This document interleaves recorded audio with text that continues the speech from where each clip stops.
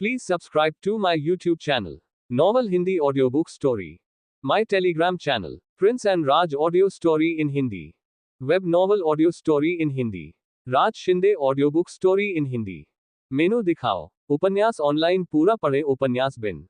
उपन्यास जनजाति। मैं शुरू से ही अपने 10,000 एक्स बोनस के साथ अजेय बन गया। अध्याय 1। जनजाति। मैं शुरू से ही अपने 10,000 एक्स बोनस के साथ अजेय बन गया। C1। Bitcoin bank. अब पुणे की 28 वर्षीय करोड़पति महिला ने बताया कि वह कैसे अमीर बनी। 616 गुना। पब फ्यूचर द्वारा विज्ञापन। अध्याय 1। पुनर्जन्म 10,000 गुना विस्तार। अनुवादक एंडलेस फैंटेसी। अनुवाद संपादक एंडलेस फैंटेसी। अनुवाद। मत आओ, यहां मत आओ। कोई मुझे बचाओ। मैं मरना नहीं चाहता। मैं बहुत दिनों तक जीवित नहीं रहा। ली चेंग दहाड़ा और अचानक उठ बैठा, जिससे उसके नीचे पड़ा लकड़ी का बिस्तर चरमरा उठा। इस समय उसका सिर पसीने से लथपथ था, उसकी छाती जोर जोर से ऊपर नीचे हो रही थी, और उसकी आंखों का भय अभी तक खत्म नहीं हुआ था। हालांकि वह जल्दी ही होश में आ गया और यह जानकर सुखद आश्चर्य हुआ कि वह मरा नहीं था। क्या हो रहा है? मैं सचमुच बच गया। ली चेंग ने अपना सिर जोर से हिलाया और यह याद करने की कोशिश की कि पहले क्या हुआ था। कुछ क्षण पहले राक्षस सेना उसका पीछा कर रही थी। पहाड़ों और मैदानों में भरे हुए राक्षस नरक से आए राक्षसों की तरह थे, जिन्होंने पूरे आकाश को काले रंग से ढक दिया था। उसके पास भागने का कोई रास्ता नहीं था और पागल राक्षसों ने उसे निगल लिया। फिर वह अंतहीन अंधकार में गिर गया।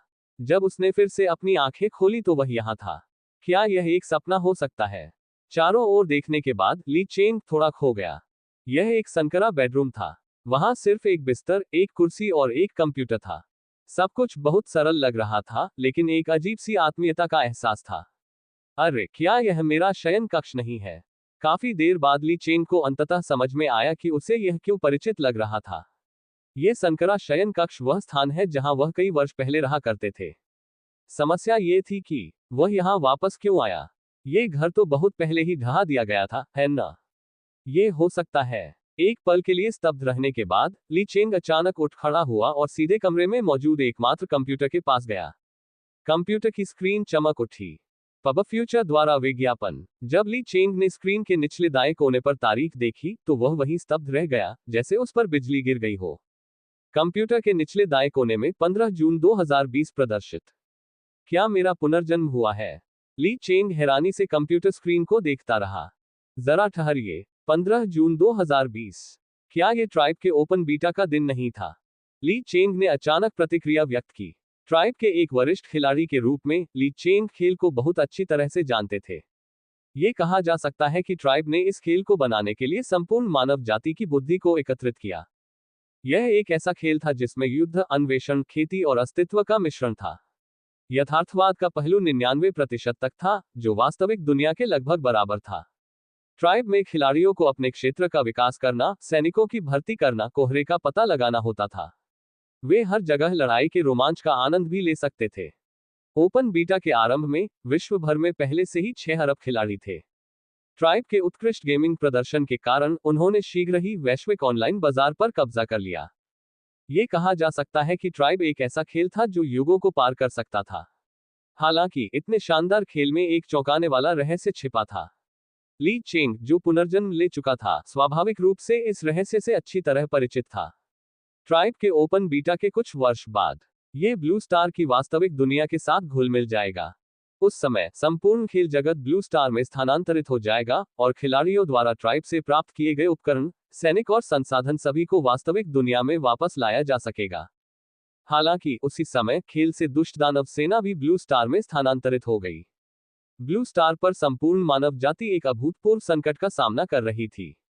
उच्च अधिकारियों से लेकर आम आदमी तक कोई अपवाद नहीं था। आखिरकार उस समय मनुष्यों के तकनीकी स्तर और सैन्य शक्ति के साथ वे दुष्ट राक्षस सेना का सामना नहीं कर सके। विश्व के विलय के ठीक एक सप्ताह बाद मानव जनसंख्या 90% तक कम हो गई, लगभग विलुप्त होने के कगार पर। आम लोगों को जीने का अधिकार भी नहीं था। केवल कुछ उच्च स्तरीय खिलाड़ी ही देवताओं के संरक्षण में बमुश्किल जीवित बचे।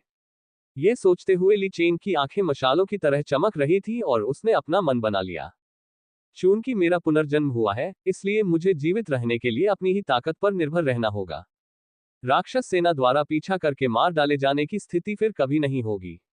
वास्तव में मैं देवताओं के साथ कंधे से कंधा मिलाकर खड़े होने की ताकत हासिल करना चाहता हूं।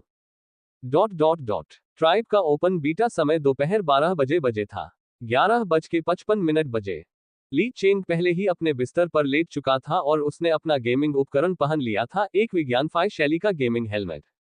सिस्टम की तीखी और अलौकिक महिला आवाज हवा में गूंज रही थी। अन्य दुनिया के स्वामी, कृपया ध्यान दें। ट्राइब खुलने में अभी 5 मिनट बाकी है। क्या आप अपने पात्रों का निर्माण पहले से ही शुरू करना चाहेंगे? बनाओ, ली चेंग ने गंभीरता से कहा। जैसे ही उसने बोलना समाप्त किया, एक प्रकाश की किरण चमकी। ली चेंग की दृष्टि में कुछ मानव शरीर दिखाई दिए। कुछ लंबे थे, कुछ छोटे थे, कुछ मोटे थे, कुछ पतले थे। ली चेंग द्वारा सामान्य शरीर का आकार चुनने के बाद सिस्टम की महिला आवाज फिर से गूंज उठी। शरीर का आकार चुन लिया गया है। कृपया अपने चरित्र का नाम बताएं। यह सुनकर ली चेंग ने बिना किसी हिचकिचाहट के कहा, पाताल लोक। नरकलोक वह पहचान थी जिसे ली चेंग ने पुनर्जन्म से पहले इस्तेमाल किया था। इस जीवन में उसका अपनी पहचान बदलने का कोई इरादा नहीं था।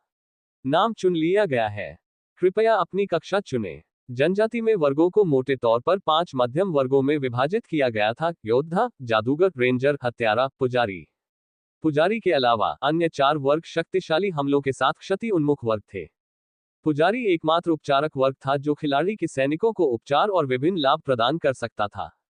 ट्राइब में यदि कोई अधिक शक्तिशाली बनना चाहता है तो खिलाड़ी के वर्ग के स्तर को नजरअंदाज नहीं किया जा सकता।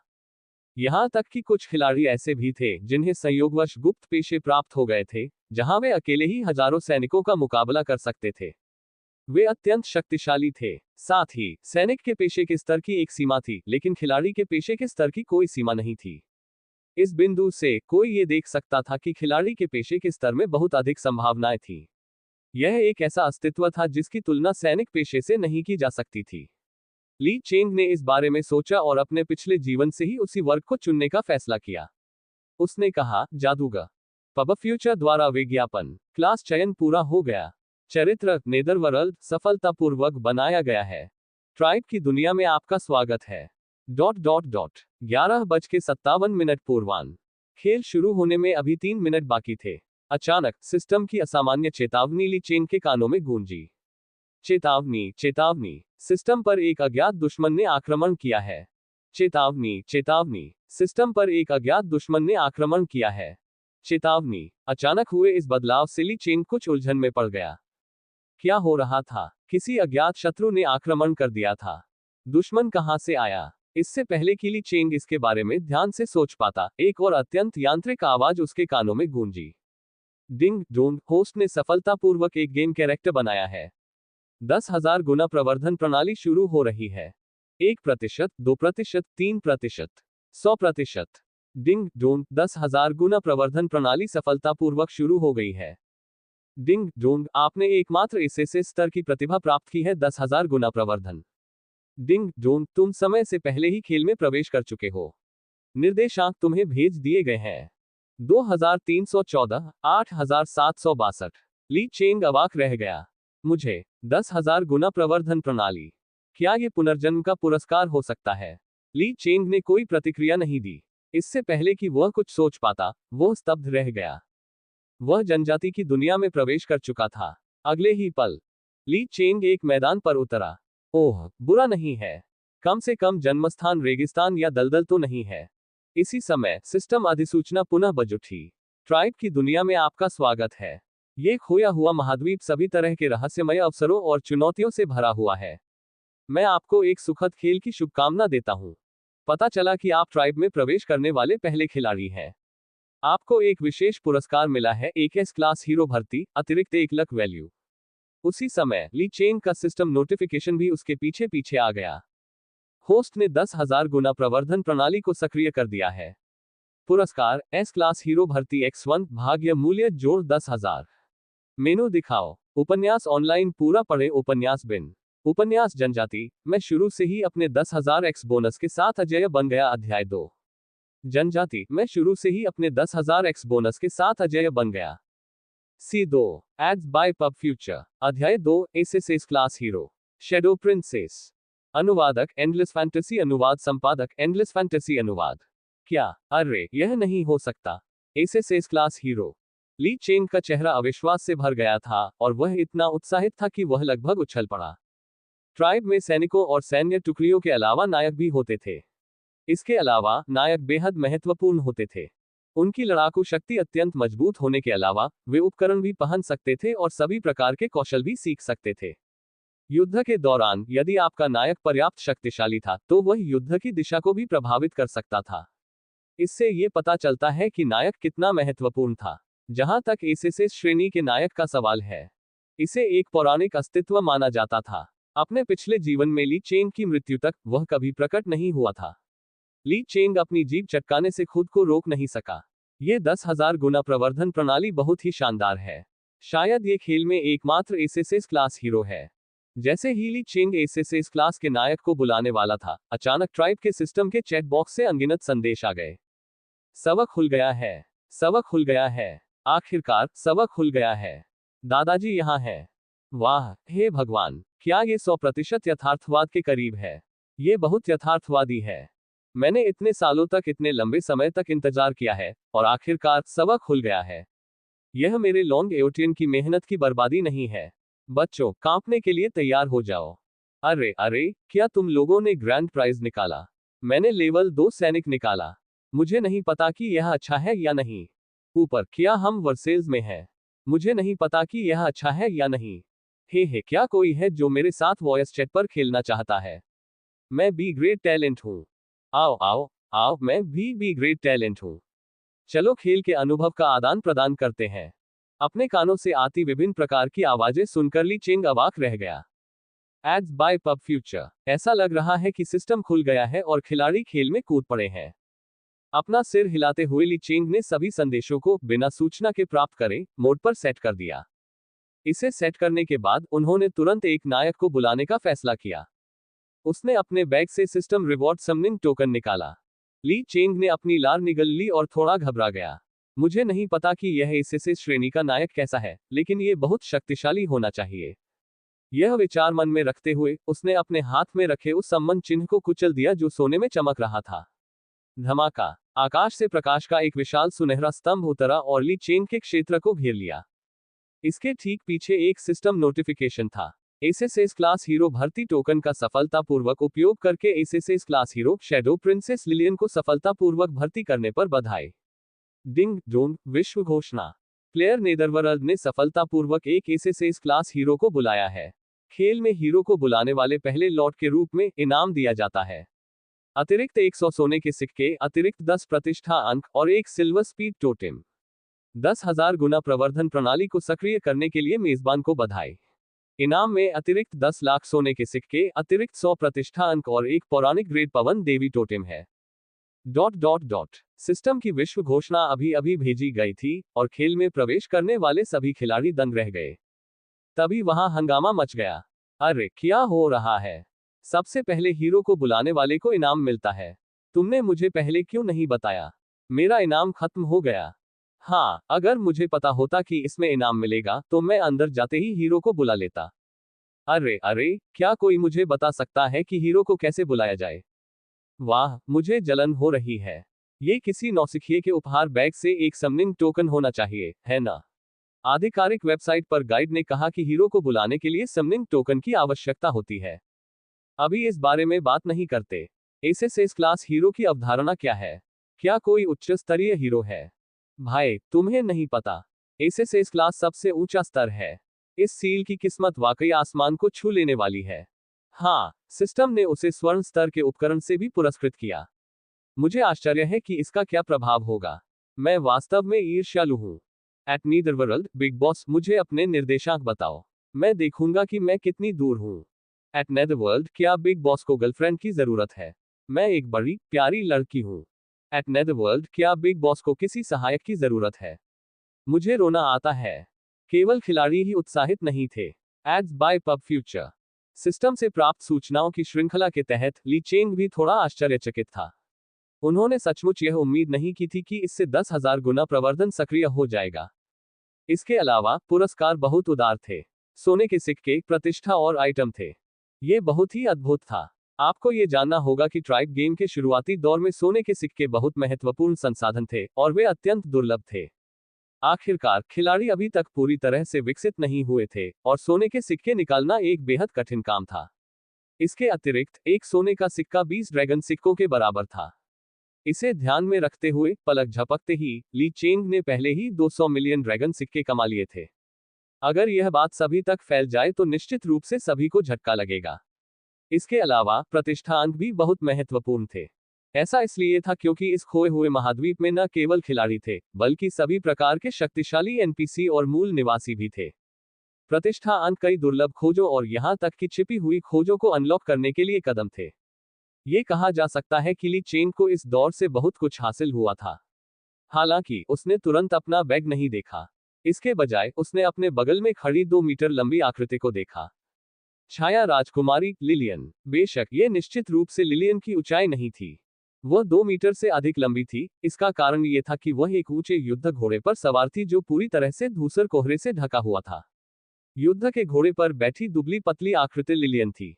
लिलियन थोड़ी छोटी थी, वह बहुत लंबी नहीं थी और उसके शरीर पर धूसर कोहरे की परत छाई हुई थी। हालांकि फिर भी ली चेंग कोहरे के माध्यम से लिलियन की सुंदर आकृति देख सकता था। यह देखकर कि ली चेंग उसे घूर रहा था, लिलियन घोड़े से उतर गई और ली चेंग को अत्यंत मानक अभिजात तरीके से देखकर मुस्कुराई। केवल इसी क्षण धूसर कोहरा धीरे धीरे छट गया और लिलियन का मूल स्वरूप प्रकट हो गया। लड़की ने बहुत ही खूबसूरत कवच पहना हुआ था। उसका सुंदर चेहरा उसकी मानिक जैसी आंखों के साथ मिलकर उसे बेहद खूबसूरत और आकर्षक बना रहा था। हालांकि जिस चीज ने ली चेंग पर सबसे गहरी छाप छोड़ी, वह थी उसकी गोरी और कुछ हद तक बीमार त्वचा। हाँ, क्या वह अभी भी बीमार बच्ची है? ली चेंग अपनी हंसी रोक नहीं सका, लेकिन उसका दिल तुरंत संदेह से भर गया। छाया राजकुमारी, ये कैसी पृष्ठभूमि है? वह पहले भी छाया जगत में गया था, लेकिन छाया जगत में राजकुमारी कब थी? ली चेंग ने एक पल के लिए सोचा, लेकिन वह इसका पता नहीं लगा सका। लिलियन के गुणों की जांच शुरू करने से पहले वह केवल अपना सिर हिला सकता था। लिलियन। विवरण: छाया जगत की एक राजकुमारी। वह एक अत्यंत शक्तिशाली छाया शूरवीर है। अन्य जानकारी अज्ञात है। वर्ग: छाया नाइट। स्तर 1, ग्रेड एसएसएस क्लास। एचपी 100,000। मन 60,000। शारीरिक जादुई हमला 2000। रक्षा 1000। कौशल 1। Shadow slash. स्तर 1 दुश्मनों पर सीधी रेखा में जादुई हमले करता है। 2। नाइट डेमन को बुलाना। स्तर अधिकतम युद्ध में सहायता के लिए एक प्रसिद्ध माउंट नाइट डेमन को बुलाता है। ... ऐसी आश्चर्यजनक विशेषताओं को देखकर ली चेंग अपनी जीभ चटकाने से खुद को रोक नहीं सका। 100,000 एचपी 60,000 मन। उसकी आक्रमण शक्ति चैंपियन सैनिकों से भी अधिक थी, जो आश्चर्यजनक रूप से 2000 तक पहुंच गई। भले ही उसके पास केवल 2 कौशल थे, ली चेंग लिलियन की ताकत को महसूस कर सकता था। इसके अलावा ये केवल स्तर 1 विशेषताएं थी। सैनिकों की तुलना में नायकों का सबसे बड़ा लाभ यह था कि वे अनिश्चित काल तक बढ़ सकते थे। स्तर जितना ऊंचा होगा, विशेषताएं उतनी ही अधिक होंगी तथा अधिक कौशल अनलॉक होंगे। तो फिर स्तर कैसे बढ़ाया जाए? उनके पास 10,000 गुना प्रवर्धन प्रणाली थी। क्या लिलियन का स्तर रॉकेट की तरह ऊंचा उठेगा? उस समय लिलियन की आवाज साफ थी। हेलो, मैं शैडो प्रिंसेस लिलियन हूं। ली चेंग ने भी जवाब दिया, नमस्ते। ऐसा कहने के बाद ली चेंग मुस्कुराया और लिलियन की ओर देखा। यह देखकर कि लिलियन ने और कुछ नहीं कहा, ली चेंग ने अपना बैग खोला। वहां 2 उपहार बैग और एक अजीब टोटेम था जिसमें एक पवन ब्लेड था। पवन देवी टोटेम पौराणिक grade. Ads by PubFuture. संपर्क टॉस साइट मैप दान करें मेनू दिखाओ।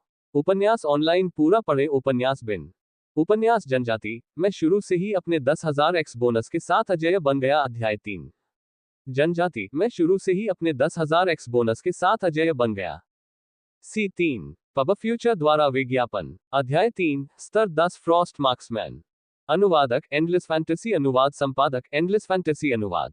ली चेंग ने अपने दिल में उत्साह को दबाया और अपने बैग से चमकता हुआ टोटेम निकाला।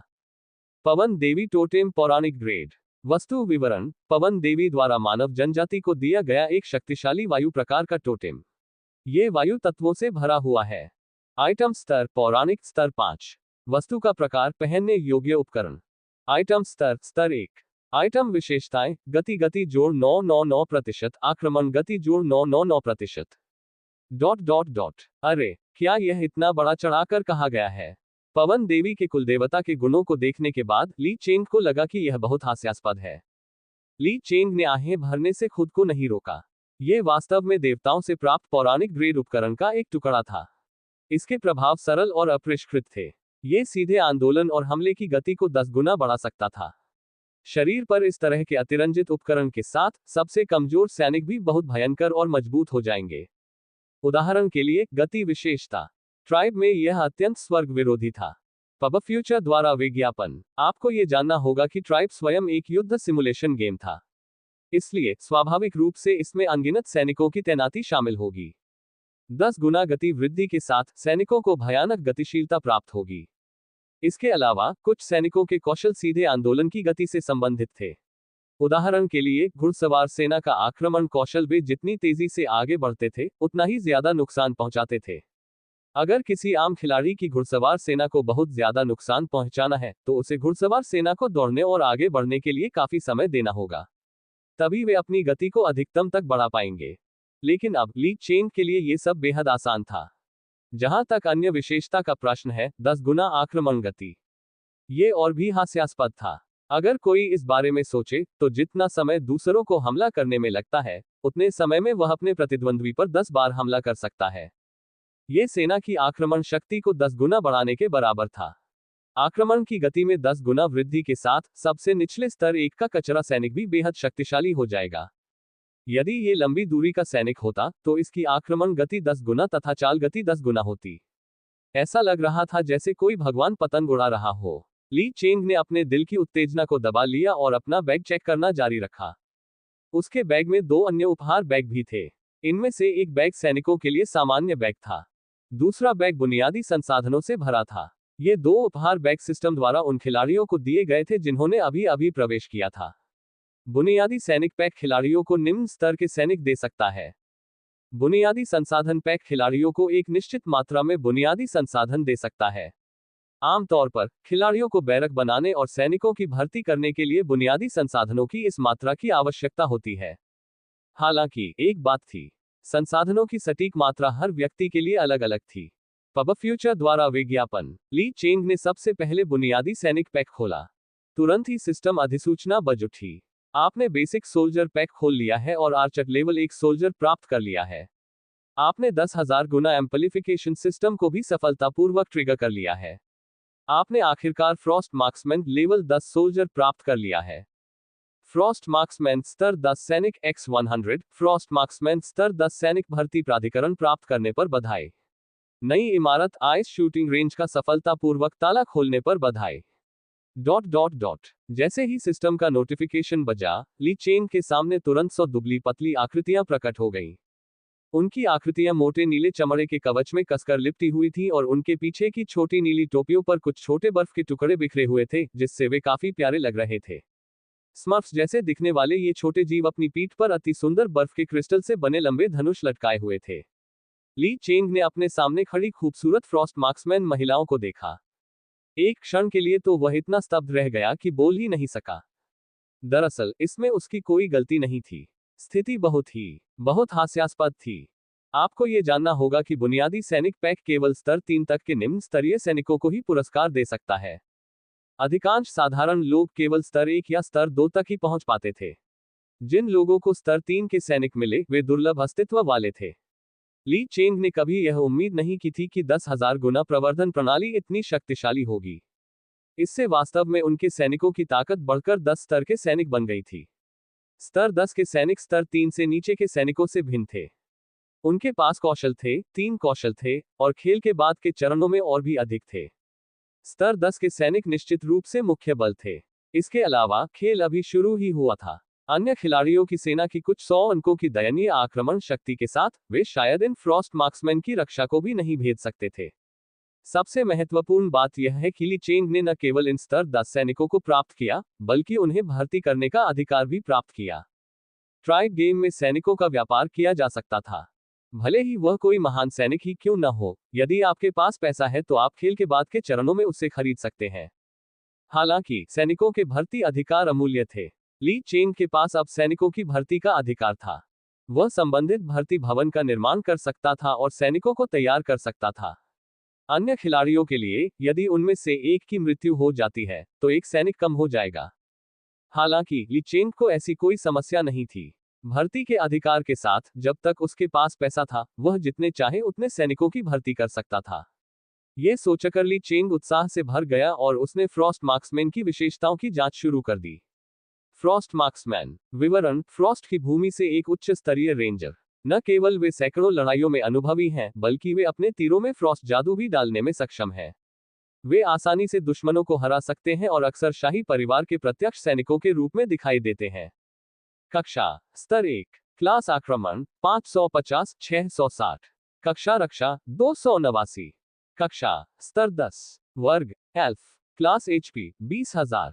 कक्षा कौशल 1 चकमा देने में असमर्थ स्तर अधिकतम। एक फ्रॉस्ट मार्क्समैन का हमला निश्चित रूप से दुश्मन को मार देगा, चाहे कोई भी चकमा दे या छिप जाए।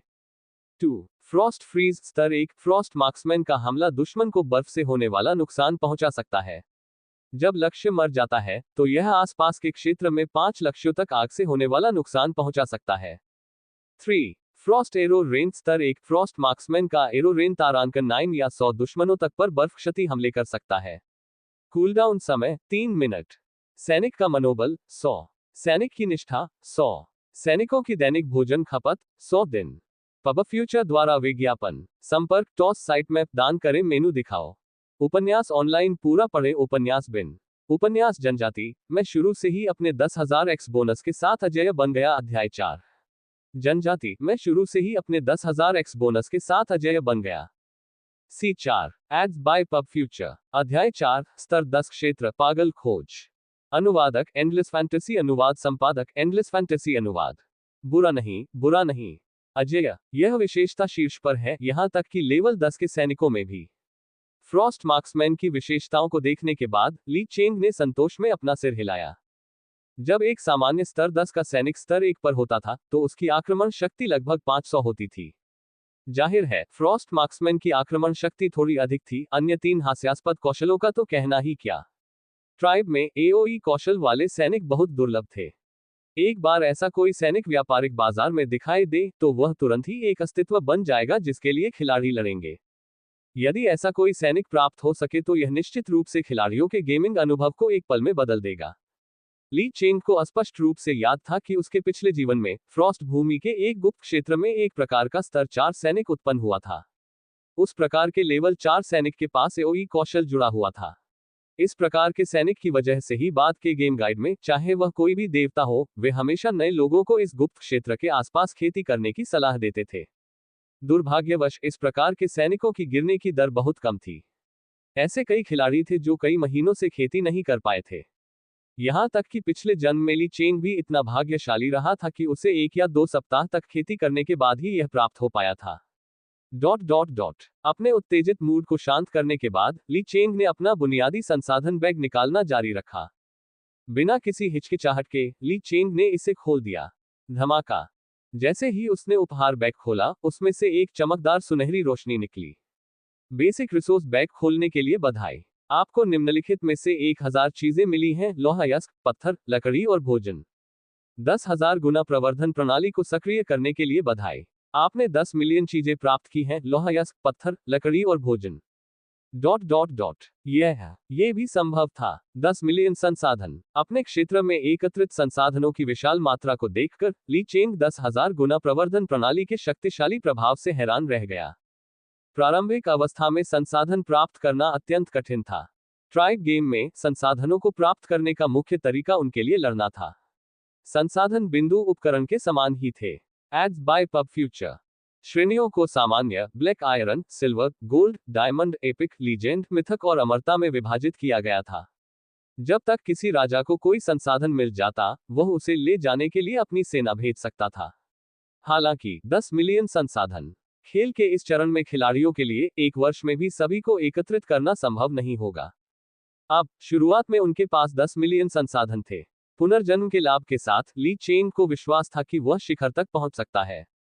ढेर सारे उपहार खोलने के बाद ली चेंग शांत हो गया। वह अपने चरित्र इंटरफेस की जांच करने लगा। पाताल लोक। स्तर 1 जाति मानव। वर्ग प्रशिक्षु जादूगर। HP 999। मन 999। शारीरिक जादुई हमला 30। रक्षा 15। शक्ति 15। जीवन शक्ति 15। खुफिया जानकारी 15।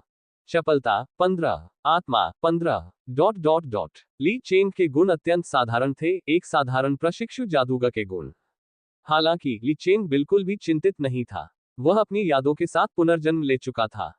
उसके दिमाग में खुद को मजबूत बनाने के अनगिनत तरीके थे। अगला था क्षेत्र के आंकड़े। अनाम स्तर 1, गिल्ड कोई नहीं, जनसंख्या 100/300, क्षेत्रफल 300 grid, ads by PubFuture, विस्तार गति 1 ग्रिड दिन, शहर की दीवार कोई नहीं, भवन लॉर्ड्स हॉल स्तर 1, ताकत 100 फ्रॉस्ट मार्क्समैन स्तर 10, रक्षा सुविधाएं कोई नहीं, संसाधन लकड़ी x 10 मिलियन, लोहा अयस्क x 10 मिलियन, पत्थर x 10 मिलियन, भोजन x 10 मिलियन, संसाधन अंक कोई नहीं, अपग्रेड आवश्यकताएं पत्थर लकड़ी लोहा अयस्क x 1000, सामंत प्रभु कोई नहीं, जागीरदार जनसंख्या कोई नहीं, आसपास के खतरे 2 जंगली सुअर क्षेत्र 1 वन शिकारी क्षेत्र। ली चेंग की विशेषताओं की तरह क्षेत्र की स्थिति भी भयानक थी। लॉर्ड्स हॉल के अलावा वहां मूलतः और कुछ नहीं था। इसके अलावा क्षेत्र के आसपास कई खतरे भी थे। ली चेंग ने कुछ देर विचार किया और उस क्षेत्र को एक नाम दिया। डिंग डोंग क्षेत्र को सफलतापूर्वक अंडरवर्ल्ड नाम दिया गया है। जैसे ही उसने उसका नामकरण समाप्त किया, सिस्टम की आवाज गूंजी। ली चेंग ने फिर उस क्षेत्र में एक साधारण फूस की झोपड़ी को देखा। वह उसका प्रादेशिक हॉल था। न केवल वह सरल था, बल्कि उसका स्थायित्व भी केवल 100 अंक का था। ये सोचकर ली चेंग ने सबसे पहले प्रादेशिक हॉल का स्तर बढ़ाने का फैसला किया। स्तर 10 तक पहुंचने से पहले क्षेत्र को समतल करने के लिए केवल संसाधनों की आवश्यकता होती थी। स्तर 10 के बाद प्रत्येक स्तर के उन्नयन के लिए उसे अगले चरण को अनलॉक करने के लिए संबंधित लॉट क्वेस्ट को पूरा करना होगा। दूसरे शब्दों में, स्तर 10 के बाद प्रत्येक स्तर एक मंच था। Ding dong ding dong ding dong. आपने भगवान के हॉल को 10वें स्तर तक ले जाने के लिए निम्नलिखित की 4500 इकाइयां खपत की हैं, लकड़ी लोहा और पत्थर। डिंग डोंग आपके लॉर्ड्स हॉल आपके स्तर की ऊपरी सीमा तक पहुंच गया है। कृपया अगले स्तर को अनलॉक करने के लिए जितनी जल्दी हो सके लॉट क्वेस्ट 1 को पूरा करें। सिस्टम नोटिफिकेशन की एक श्रृंखला के बाद ली चेंग का क्षेत्र स्तर 10 तक पहुंच गया था। ली चेंग ने अपने क्षेत्र की विशेषताओं की फिर से जांच की। अंडरवर्ल्ड स्तर 10, गिल्ड कोई नहीं, जनसंख्या 100/3000, क्षेत्रफल 3000 ग्रिड, विस्तार गति 10 ग्रिड प्रतिदिन, शहर की दीवार कोई नहीं, भवन लॉर्ड्स हॉल स्तर 10, ताकत 100 फ्रॉस्ट मार्क्समैन स्तर 10, रक्षा सुविधाएं कोई नहीं, संसाधन लकड़ी x 997W, पत्थर x 997W, लोहा अयस्क x 997W, भोजन x 10,000W, आसपास के खतरे 2 जंगली सुअर क्षेत्र 1 वन शिकारी क्षेत्र। इस पल स्तर 10 का क्षेत्र पहले ही 3000 वर्ग मीटर तक विस्तारित हो चुका था और इसका दैनिक क्षेत्रफल स्वतः ही 10 वर्ग मीटर तक बढ़ गया था। संबंधित जनसंख्या सीमा भी 3000 तक पहुंच गई थी। ईमानदारी से कहूं तो ये 10,000 गुना प्रवर्धन प्रणाली बहुत ही असामान्य है। एक साधारण शहर के स्वामी को अपने क्षेत्र को स्तर 10 तक अपग्रेड करने के लिए कम से कम 1 सप्ताह की आवश्यकता होगी, लेकिन मैं ली चेंग अपनी प्रशंसा से खुद को रोक नहीं सका और एक बार फिर 10,000 गुना प्रवर्धन प्रणाली की ताकत के बारे में बताया। इंटरफेस बंद करके ली चेंग ने लॉर्ड क्वेस्ट को देखना शुरू किया। लॉर्ड क्वेस्ट 1, क्वेस्ट विवरण। बधाई हो प्रभु, आपकी कड़ी मेहनत से आपके क्षेत्र में बहुत विकास हुआ है। हालांकि आपको अभी भी खुद को साबित करना जारी रखना होगा।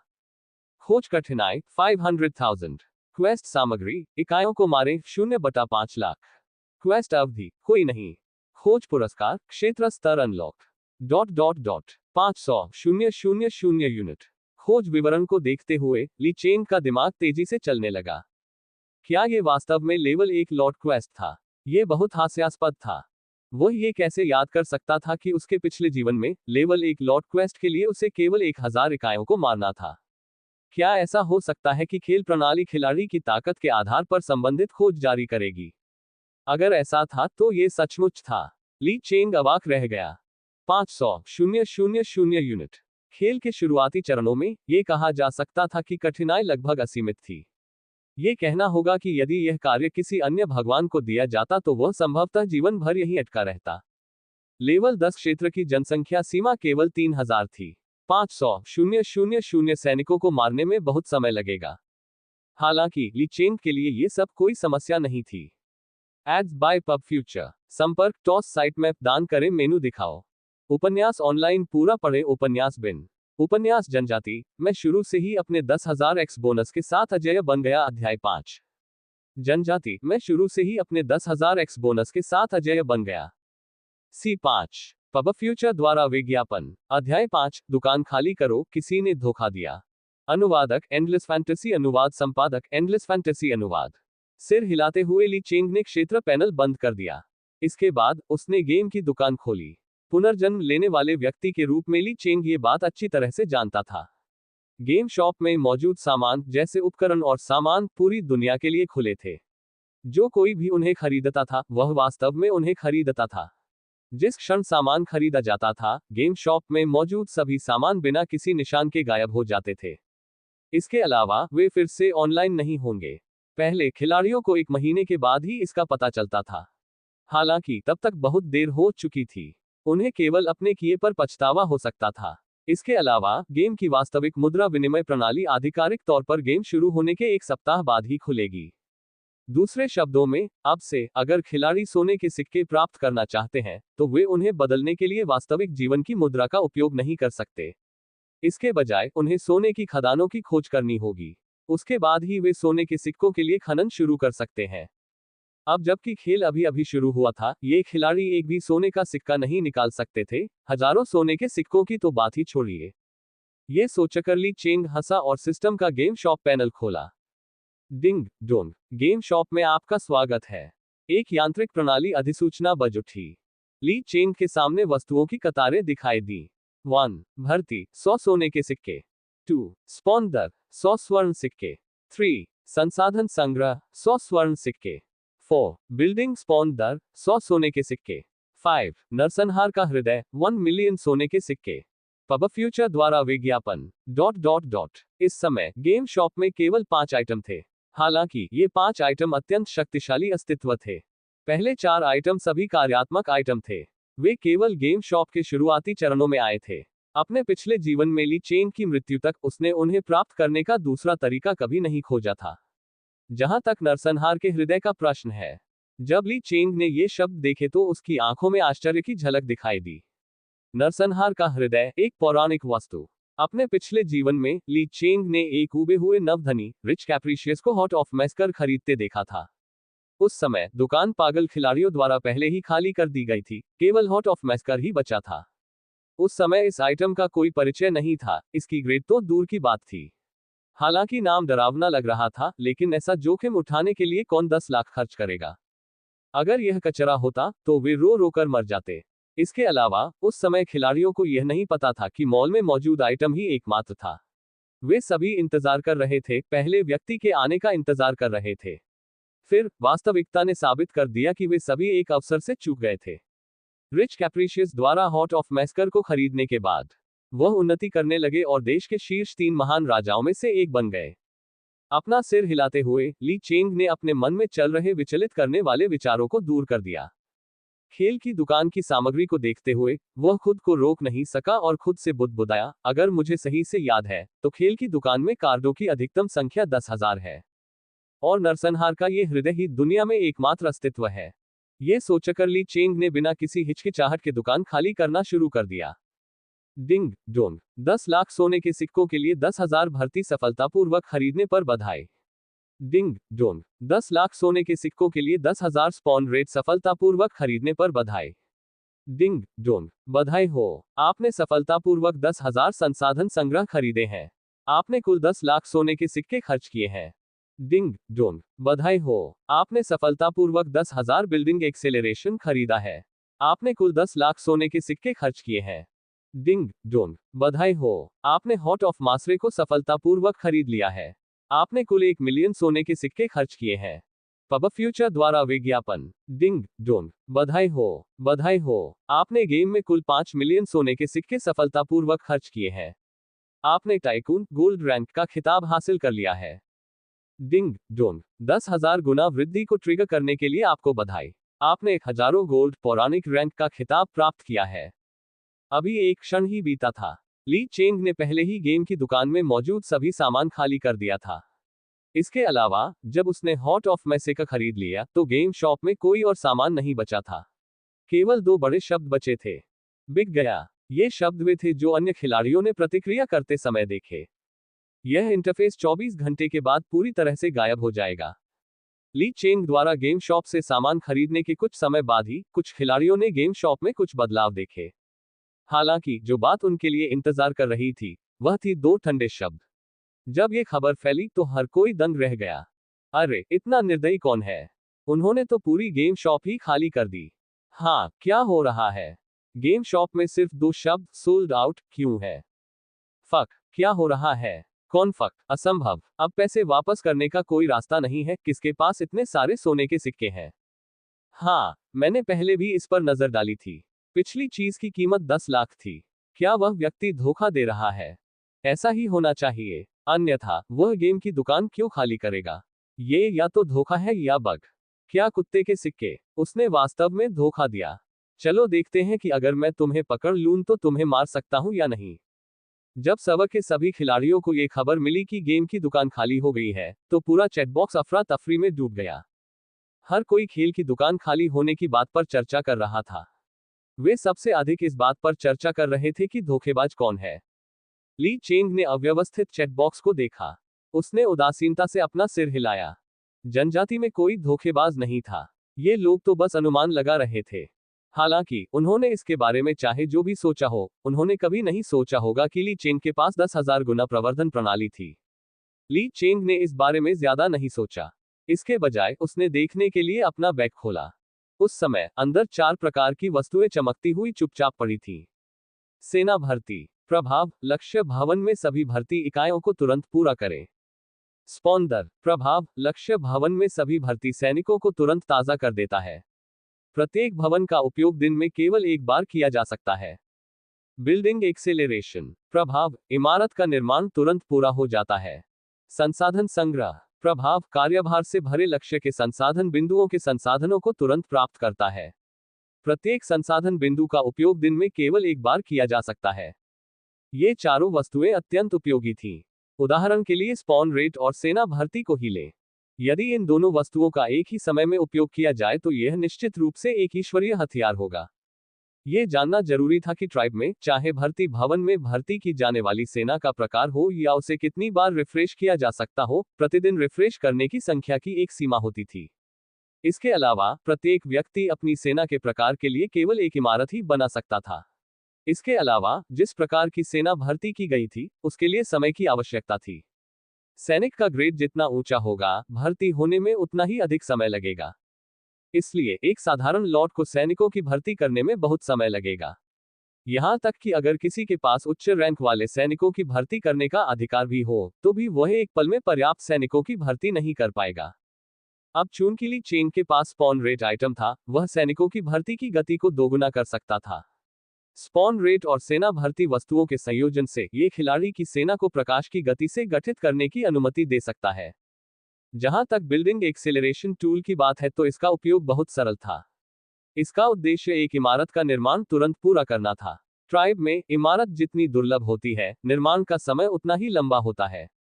यहां तक कि कुछ इमारतें ऐसी भी थीं जिनके निर्माण में कुछ सप्ताह लग गए, लेकिन बिल्डिंग एक्सेलरेशन आइटम के साथ ये ली चेंग का बहुत समय बचा सकता था। पब फ्यूचर द्वारा विज्ञापन संपर्क टॉस साइट मैप दान करें मेनू दिखाओ।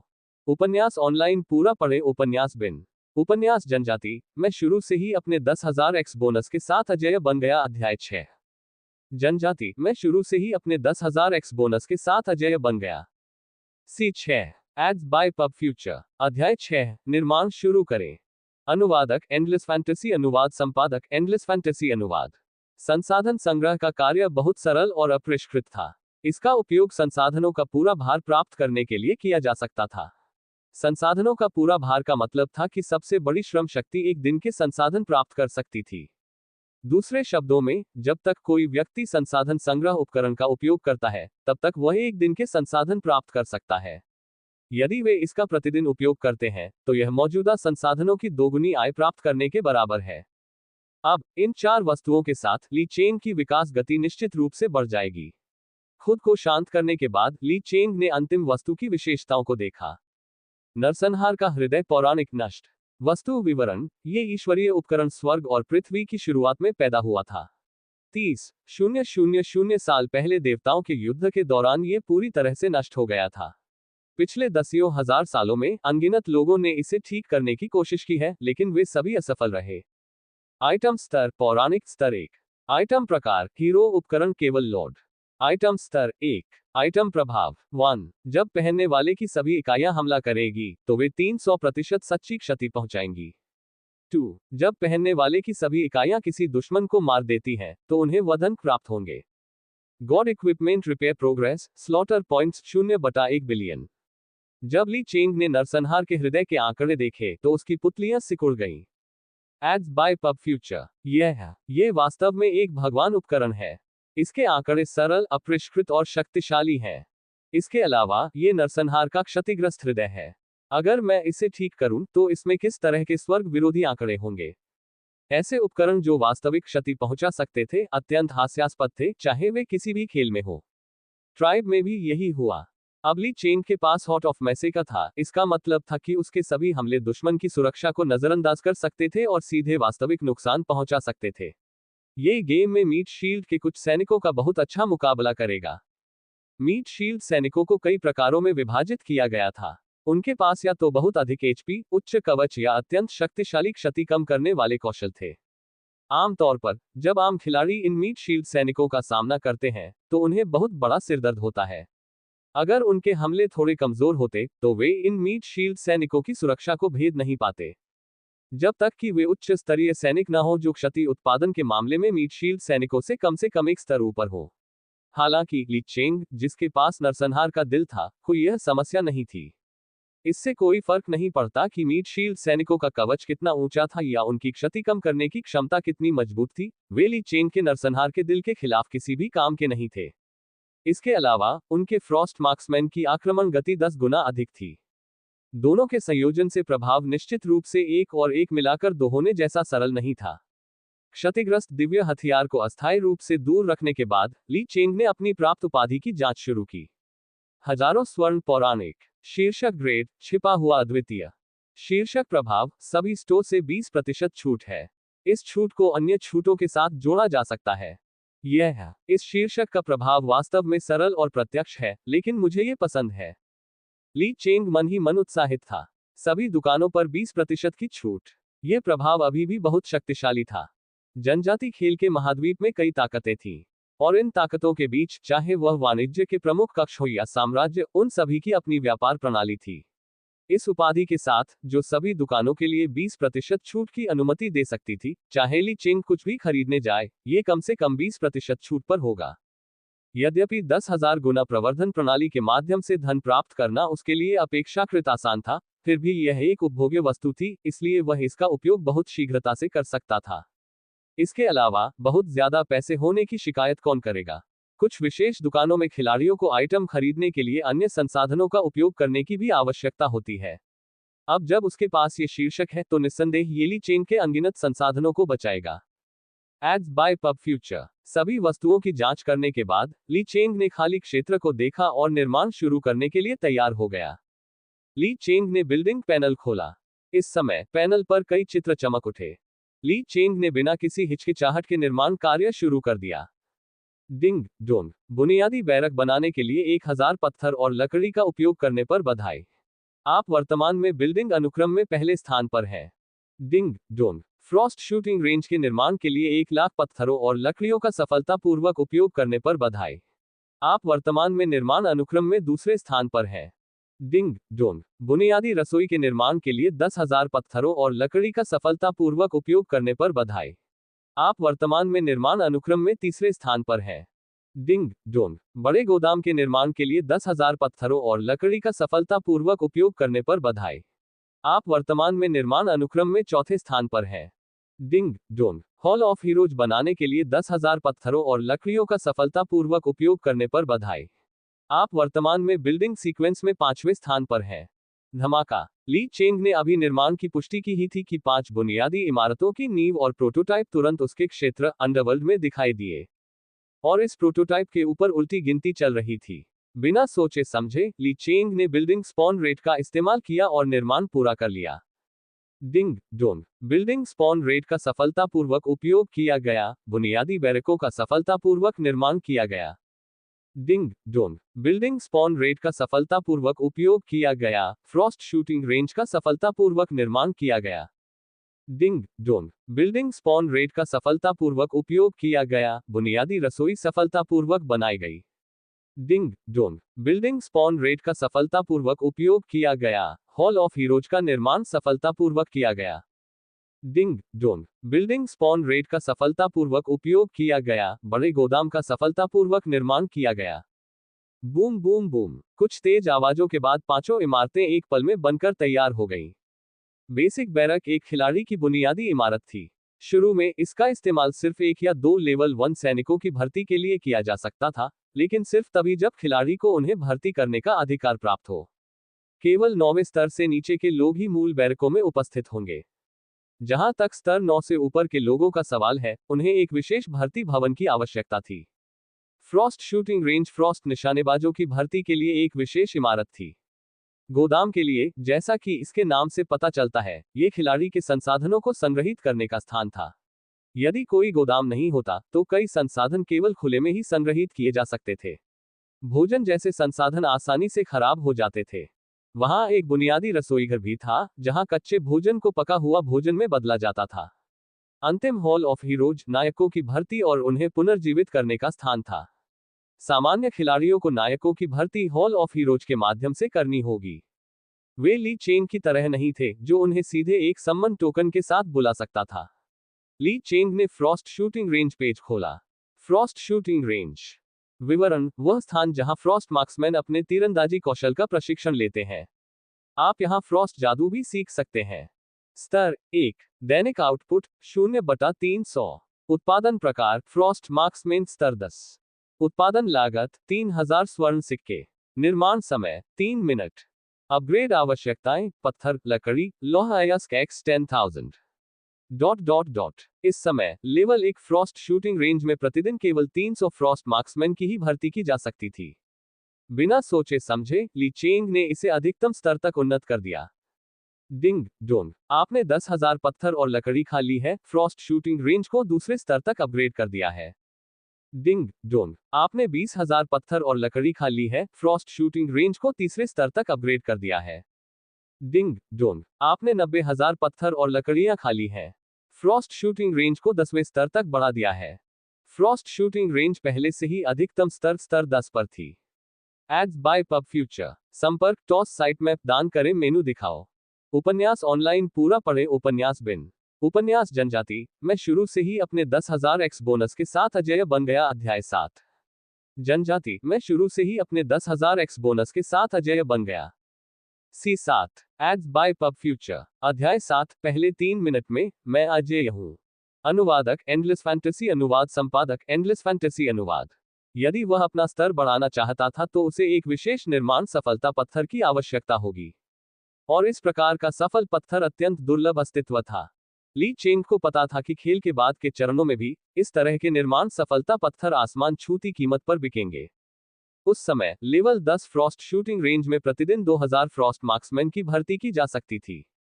भर्ती का समय भी घटाकर 30 सेकंड कर दिया गया था। यदि यह सामान्य भर्ती होती तो इन 2000 फ्रॉस्ट मार्क्समैन की भर्ती में पूरे 1000 मिनट लगते।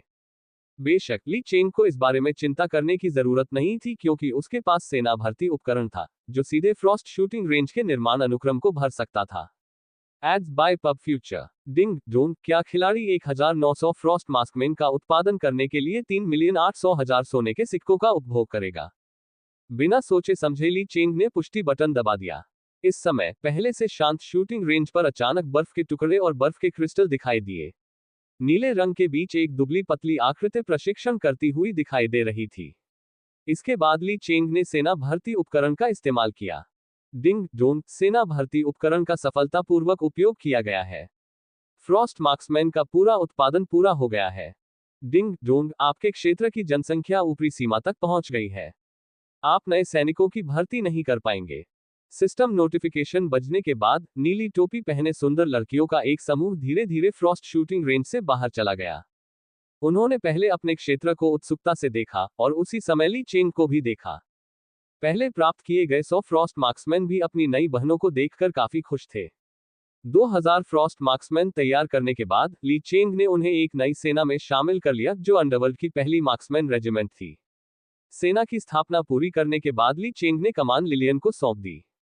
इसी समय ली चेंग ने अगले चरण के लेआउट और व्यवस्था के बारे में सोचना शुरू कर दिया। नक्शे पर अपरिचित दृश्य को देखकर ली चेंग अपनी भौहें सिकोड़ने से खुद को नहीं रोक सका। इस समय वह जिस जगह पर पैदा हुआ था वह उसके पिछले जीवन से बहुत अलग थी। इसका मतलब यह था कि ली चेंग को अपने आसपास की स्थिति के बारे में ज्यादा जानकारी नहीं थी। ली चेंग ने एक पल सोचा और नक्शे पर दिखाए गए छोटे से क्षेत्र को और भी छोटा कर दिया। जल्द ही उसे एक परिचित निर्देशांक मिल गया, एक बर्फ का पहाड़। Ads by PubFuture. बर्फ के पहाड़ के दूसरी ओर एक अजीब कोहरे से ढका हुआ जंगल था। अगर मैं गलत नहीं हूं तो मैं कोहरे के जंगल के पश्चिमी छोर पर हूं। अपने पिछले जन्म में मैं पूर्वी छोर पर था। ये ठीक है, यह कोई बड़ी समस्या नहीं है। दोपहर 12 बजे सबक खुलने के 3 मिनट बाद ही ली चेंग के पास एक एसएसएस क्लास हीरो और 2000 लेवल 10 फ्रॉस्ट मार्क्समैन थे। उसकी वर्तमान ताकत के साथ यदि पूरे सबक के सभी खिलाड़ियों को एक साथ जोड़ दिया जाए तो भी वे उसे हराने के लिए पर्याप्त नहीं होंगे। वर्तमान में ट्राइब की ताकतें, चाहे वे पेशेवर खिलाड़ी हो या देश की विभिन्न ताकतें, सभी ली चेंग से बहुत पीछे थी। ली चेंग ने इस बारे में सोचा और आसपास के वातावरण का पता लगाने का फैसला किया। खेल के शुरुआती चरणों में आसपास के नक्शों की खोज करना बेहद महत्वपूर्ण था। क्षेत्र के आसपास के राक्षस खिलाड़ियों के लिए स्तर बढ़ाने के लिए सबसे अच्छा विकल्प थे। इसके अलावा कुछ संसाधन बिंदुओं और खजाने की तलाश करना संभव था। यहां तक कि कुछ बेहद दुर्लभ छिपे हुए एनपीसी भी थे जो छिपे हुए क्वेश्चन दे सकते थे। ली चेंग के पिछले जीवन में एक खिलाड़ी था जो बहुत भाग्यशाली था। जब वह नक्शे की खोज कर रहा था तो उसे एक छिपे हुए एनपीसी का सामना करना पड़ा और उसे एक छिपी हुई खोज मिली। उसके बाद से वह आसमान की ऊंचाइयों पर चढ़ता गया और अजेय गति के साथ शीर्ष स्तर का लॉर्ड बन गया। बाद में देश के युद्धों में वह शानदार ढंग से चमका। इससे ये पता चलता है कि यह गुप्त मिशन कितना महत्वपूर्ण था। ली चेंग की वर्तमान योजना बहुत सरल थी। वह सबसे पहले आसपास के इलाकों को साफ करेगा। उसके बाद वह घने कोहरे के जंगल में चला जाता। इस घने कोहरे के जंगल की बात करें तो यह एक रहस्यमय जंगल था जो हमेशा घने कोहरे में डूबा रहता था। इसमें अनगिनत मूल्यवान संसाधन थे और सभी प्रकार के गुप्त क्षेत्र थे जिन्हें जीता जा सकता था। सबसे महत्वपूर्ण बात यह थी कि धुंध भरे जंगल में सबसे कीमती चीज छिपी हुई थी, भूमिगत दुनिया का रास्ता। खोए हुए महाद्वीप पर सतह पर जीवों की गतिविधियों के अलावा अंतहीन रहस्यमय भूमिगत दुनिया में भी सभी प्रकार की सभ्यताएं थीं। हालांकि भूमिगत सभ्यता में जीव ज्यादातर बुरी ताकतें थीं, जिन्हें आमतौर पर लाल नाम वाले राक्षसों के रूप में जाना जाता था। ये लाल नाम वाले राक्षस बहुत शक्तिशाली थे और खिलाड़ियों पर हमला करने की पहल करते थे। उन्हें हल्के में नहीं लिया जा सकता था। फिर भी अभी भी कई खिलाड़ी थे जो भूमिगत दुनिया में खोज करने के लिए गए थे। आखिरकार ये खतरनाक तो था ही, लेकिन इसका मतलब ये भी था कि इसमें हर तरह के अवसर मौजूद थे। ली चेंग को अपने पिछले जन्म में इस बारे में पता नहीं था। उसे इस बारे में तब पता चला जब भूमिगत दुनिया के बारे में जानकारी गेम फोरम पर सार्वजनिक की गई, लेकिन तब तक खेल में बहुत देर हो चुकी थी। वह सूप का एक घूंट भी नहीं ले सकता था, मांस खाना तो दूर की बात थी। ली चेंग ने एक पल सोचा और तुरंत निर्णय लिया। लिलियन, चलो चलें। चलो आसपास के राक्षसों को हटा दें और इलाके का पता लगाएं। ठीक है, लिलियन ने खुशी से ऑर्डर स्वीकार कर लिया।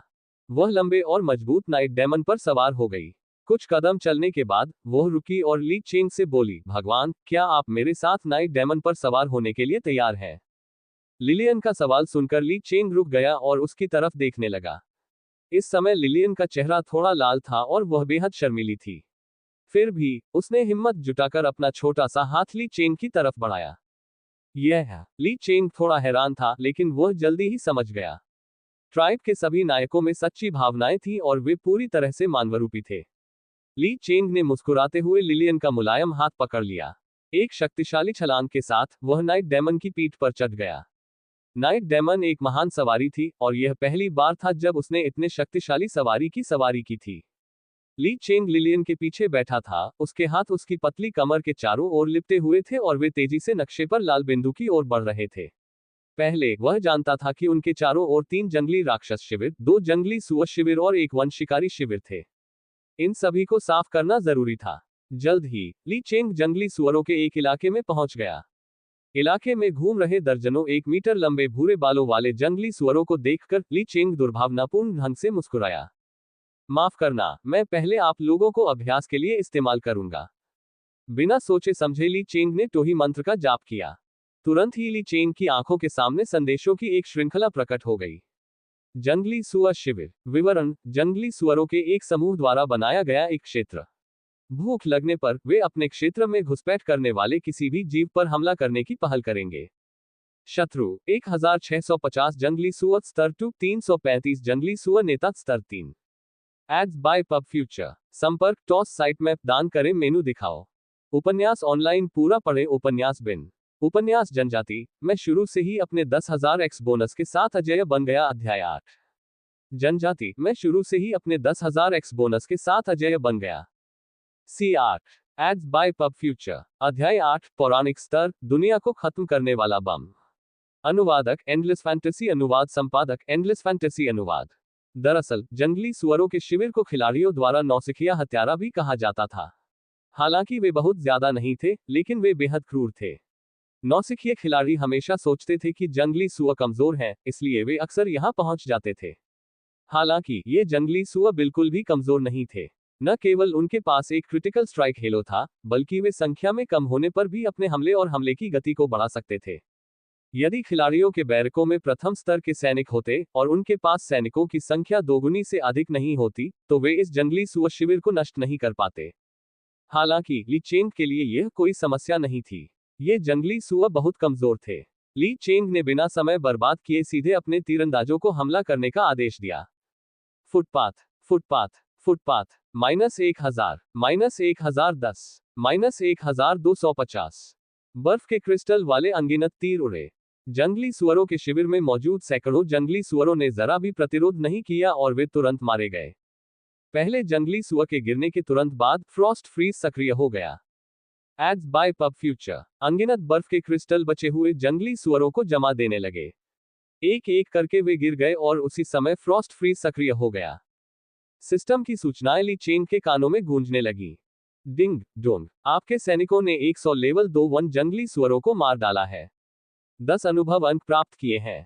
उसी समय आपने 10,000 गुना प्रवर्धन प्रणाली को ट्रिगर किया है। आपके सैनिकों ने 1,00,000 अनुभव अंक प्राप्त किए हैं। आप 2,000 अनुभव अंक साझा करते हैं।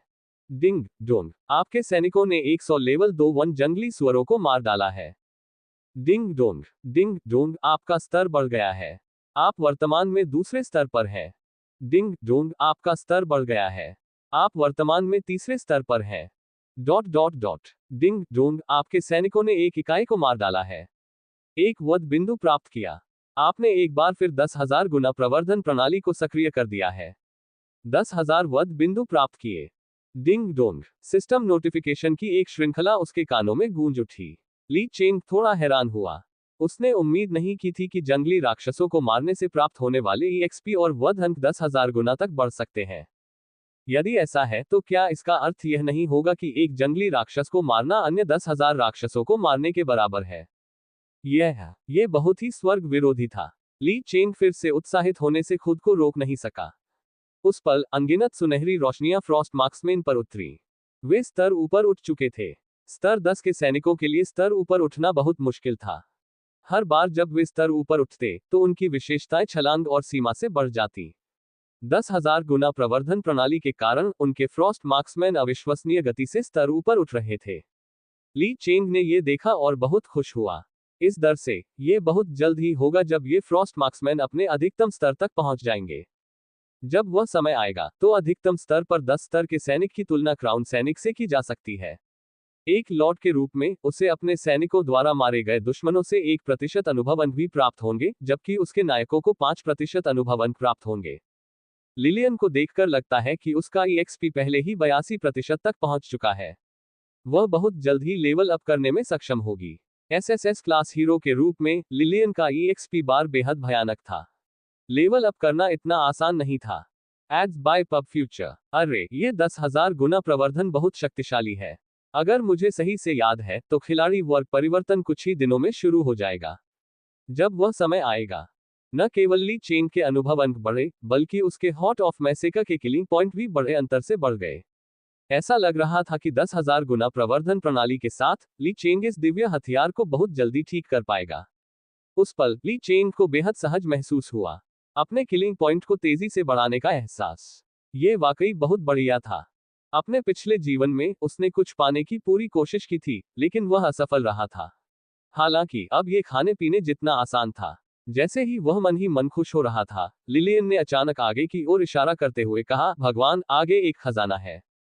खजाने की पेटी। ली चेंग खुश हो गया। उसने तुरंत नाइट डेमन को आदेश दिया कि वह इसकी जांच करे। जब वह चांदी के खजाने के सामने पहुंचा तो ली चेंग का चेहरा फिर से चमक उठा। यह तो जंगली सुअरों का इलाका है। मुझे उम्मीद नहीं थी कि यह चांदी का खजाना गिराएगा। मेरी किस्मत बहुत अच्छी है। बिना सोचे समझे वह आगे बढ़ा और चांदी का खजाना खोल दिया। Ding dong, silver treasure chest खोलने के लिए बधाई खिलाड़ी।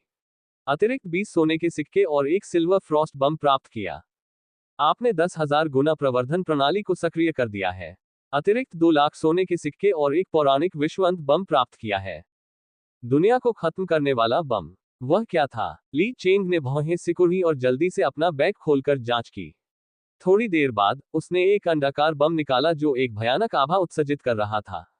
दुनिया को खत्म करने वाला बम। पौराणिक आइटम विवरण। एक रहस्यमय अस्तित्व द्वारा बनाया गया एक अल्टीमेट बम। इसकी शक्ति दुनिया को नष्ट करने के लिए पर्याप्त है। आइटम प्रभाव। उपयोग के बाद ये 10 किलोमीटर की सीमा के भीतर 1 ट्रिलियन अग्नि विशेषता क्षति का कारण बनेगा। अमर स्तर के अस्तित्व के खिलाफ अप्रभावी। ये ली चेंग उत्साह में उछल पड़ा।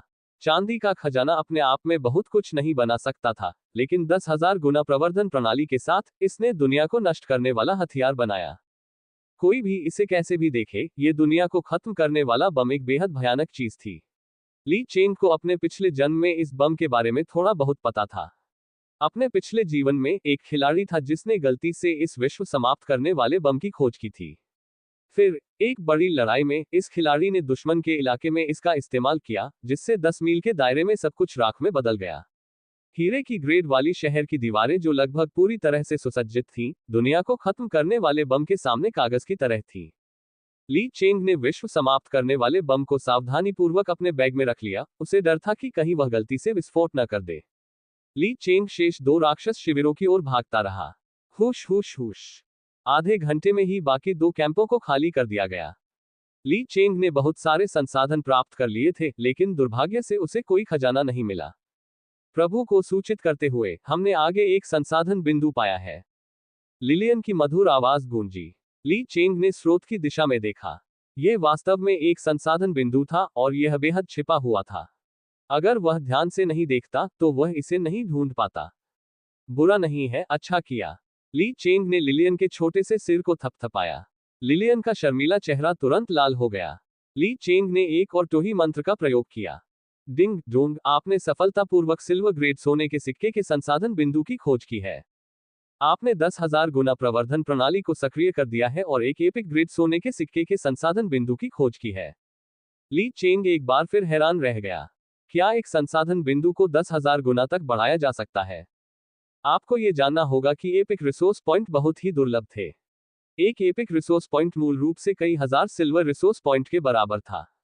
ली चेंग के पिछले जीवन के अंतिम चरण में भी एक महाकाव्य संसाधन बिंदु पूरे सब में खिलाड़ियों को पागल कर देता था। यहां तक कि विभिन्न बड़े गिल्डों के बीच भी इसके लिए पागलपन भरी लड़ाई होती थी। महाकाव्य संसाधन बिंदु की जानकारी उसकी आंखों के सामने प्रकट हुई। स्वर्ण सिक्का संसाधन बिंदु महाकाव्य। श्रम इकाई 0/2000।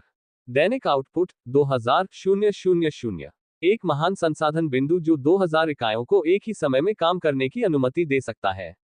ली चेंग ने गणना की कि यदि वह प्रति इकाई प्रति सेकंड एक संसाधन बिंदु स्थानांतरित करे, तो 2000 इकाइयों को स्थानांतरित करने में केवल 20 मिनट लगेंगे। ये सोचते हुए उसने बिना किसी हिचकिचाहट के अपना हाथ हिलाया, जिससे उसके फ्रॉस्ट मार्क्समैन आगे बढ़ने लगे। Ads by PubFuture. संपर्क टॉस साइट मैप दान करें। Please subscribe to my YouTube channel. Novel Hindi audio book story. My Telegram channel Prince and Raj audio story in Hindi. Web novel audio story in Hindi. Raj Shinde audio book story in Hindi. Menu दिखाओ। उपन्यास online पूरा पढ़े। उपन्यास बिन।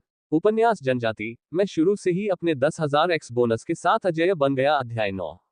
जनजाति। मैं शुरू से ही अपने 10,000 एक्स बोनस के साथ अजेय बन गया। C9 पब फ्यूचर द्वारा विज्ञापन। अध्याय 9 धुंध भरे जंगल से ज़ॉम्बीज का सफाया। अनुवादक एंडलेस फैंटेसी अनुवाद संपादक एंडलेस फैंटेसी अनुवाद।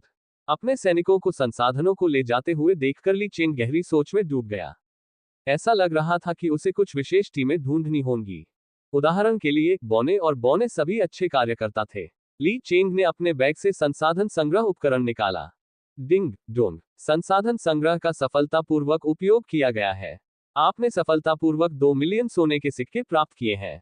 2000 सोने के सिक्कों को देखते हुए, जो उसने एक पल में प्राप्त किए थे, ली चेंग ने उत्साह से अपने हाथ रगड़े। खेल की दुकान में ये वस्तुएं वास्तव में कीड़े जैसे अस्तित्व थे। संसाधन संग्रह उपकरण को अतिरिक्त आय के रूप में माना जाता था। ये संसाधन बिंदुओं के दैनिक उत्पादन का उपभोग नहीं करता था। इसलिए संसाधन बिंदुओं का स्तर जितना अधिक होगा, आय उतनी ही अधिक होगी। यदि यह एक पौराणिक ग्रेड संसाधन बिंदु था, तो कोई व्यक्ति एक बार में सैकड़ों मिलियन सोने के सिक्के प्राप्त कर सकता था।